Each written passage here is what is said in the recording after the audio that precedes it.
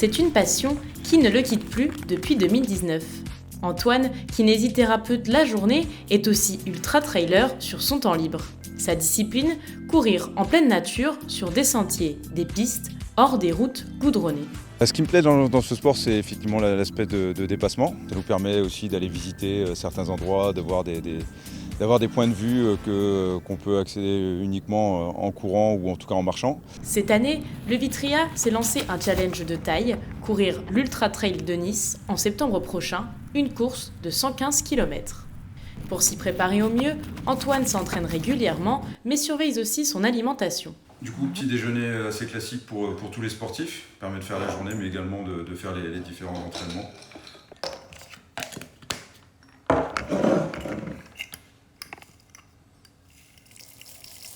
Aujourd'hui, le sportif doit réaliser une séance d'entraînement d'1h15. Une fois équipé, il se met en route.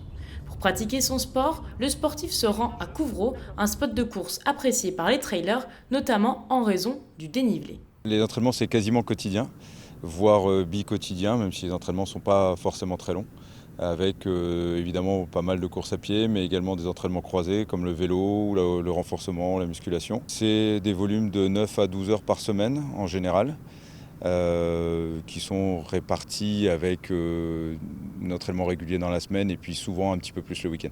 La Marne n'est pourtant pas le terrain de jeu idéal des ultra-trailers. Il n'y a en effet pas assez de dénivelé pour s'entraîner au Grand Trail français.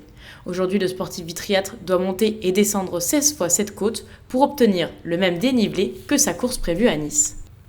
L'Ultra Trail de Nice se rapproche à grands pas. Antoine n'a plus que quelques semaines pour se préparer au mieux avant sa première course de plus de 100 km.